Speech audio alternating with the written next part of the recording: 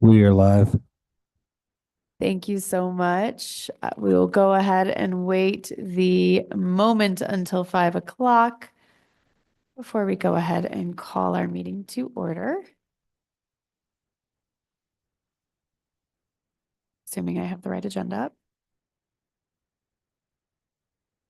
Yep. Almost there.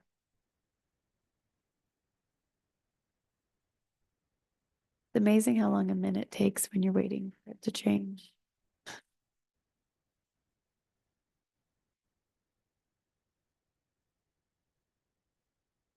No, nothing got pulled.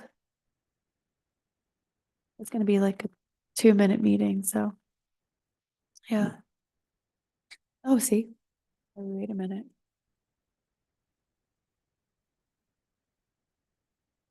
All right, it is 5 o'clock. I will call the Wednesday, January 22nd Quality of Life Committee meeting to order. May I please have a roll call? Counselor Castro, Presente. Counselor Chavez, Here. Counselor Garcia, Present. Madam Chair, Here, and Counselor Faulkner is excused. Madam Chair, you have a quorum. Thank you so much. Moving on to approval of the agenda. Are there any changes from staff or the committee? And if not, can I get a motion? Move to approve. Second. Motion and a second. We are hybrid, so I'll need a roll call, please. Counselor Castro, Yes. Counselor Chavez, Yes. Counselor Garcia, Yes. Madam Chair, Yes. motion passes. Thank you. And moving on to approval of the consent agenda. Nothing was pulled off earlier. Is there anything anyone would like to pull off now, even though we would not have staff? And if not, can I get a motion? Move to approve. Second. Motion and a second. Roll call, please. Counselor Castro, Yes. Counselor Chavez, Yes. Counselor Garcia, Yes. Madam Chair, Yes. motion passes. Wonderful. Moving on to matters from staff. Staff, any matters as you settle in at 5:01?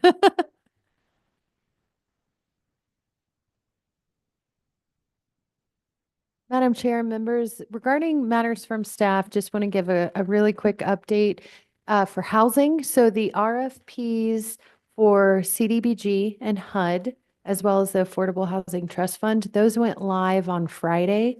So we are working with comms and procurement to get the information out to the public. We'll also be notifying the previous organizations that have received funding, and just wanted that to be on your awareness that that opens up that period of time for folks to apply. We are going to host a public information session on the 27th, and that will provide the instructions of how folks can access the RFP and get instructions of how to register on Munis and be a vendor, et cetera. And that'll be on YouTube as well. And we have a really exciting grand opening on Friday. Just want to make sure you're aware of it, that we have a bicycle company that is providing tours and bike rentals as per the master plan for the rail yard to be a multimodal facility for the train depot. And so we have rented a little portion of that to Roots Bicycle Shop. And they are going to have a grand opening on this Friday. Happy to, I think it's at 1 o'clock. I'll confirm that. The public is invited, and we're also featuring them for our Santa Fe Open for Business segment. And then next Friday, we also have a grand opening with New Mexico State University is opening up an office for Arrowhead at the Santa Fe Business Incubator. They are part of our ARPA Technical Assistance Small Business Navigator Program. And all of the counselors and public are invited to that. So I know there's some sensitivity in how we invite counselors if you all show up. So, but want to make sure that you're aware of those items. Wonderful. Thank you so much. Thank you. Dr. Hammond Paul? Thank you, Madam Chair, counselors. I'll provide, if it's okay, a quick update on Code Blue. As many of you know, we've had a quite intense cold stretch these past few days, and anticipate that continuing further into the week. Our team monitors the weather, and depending on if thresholds are met, will activate, again, based on the thresholds in the Code Blue plan. I want to provide, before I get to where we are at today and some pretty amazing things we're seeing happening in the community, maybe just a little historical context here, which is that in November, we had that very large snowstorm. And traditionally, Code Blue has been restricted to, or not restricted to, but specific to outreach efforts. So we have alternate response units going out, meeting individuals where they are, providing warming kits, offering them transport to existing shelters and resources in the community. In November, the early snowstorm, 4 individuals expired from exposure. And as a response to that, our team decided that we needed to create overflow shelters to protect life.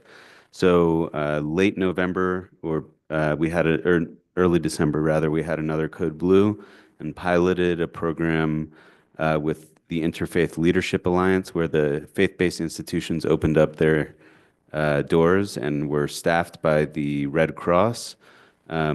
Each night, faith-based organizations hosted 15 individuals in the first pilot in December.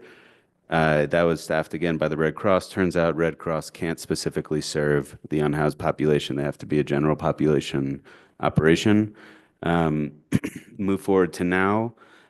We have worked out an agreement with the Salvation Army, and they have opened up their facility for the past 4 nights, including tonight for the 5th night, with 35 individuals, with the capacity to host 35 individuals. That has been staffed by both the Medical Reserve Corps, which is a function of the New Mexico State Department of Health, as well as members from the Salvation Army, and then the city has been providing security services. And then one other resource that we stood up was with the Santa Fe Farmers Market Institute. We opened the pavilion for the past 2 nights, where they had 45 individuals sleeping. So between Salvation Army and the pavilion, there were 75, or math is really bad, 80 individuals being sheltered there for the past 2 nights. That operation is not able to continue tonight at the Santa Fe Farmers Market Institute Pavilion because they have a pre-existing event. But we are working to find an alternate moving forward. But we still have the Salvation Army capacity tonight. And if we're benchmarking against the loss of life in November, we have not had a reported exposure-related death over the past 5 days, nor did we have one in December. Wonderful. Thank you so much for that update, and thank you for the creativity around how we address these. Thank you very much. Ms. Apodaca, do you have anything for us this evening? On to matters from the committee. Any matters from the committee this evening? Councilor Castro? Just really quickly, I want to thank everybody for a wonderful Martin Luther King Day. There was a celebration at the Roundhouse. There were celebrations around town. I did post a video of support. I know that a lot of folks are anxious and scared in our community, and I just want to let them know that we're here to listen, and please reach out. Thank you, Counselor. Any other members of the committee? Matters from the chair, I have none. Our next meeting will be, I'm so used to it being on the agenda. Thank you. Our next meeting will be February 5th and at 5:08 p.m. I was off by 3 minutes. We are adjourned. Thank you.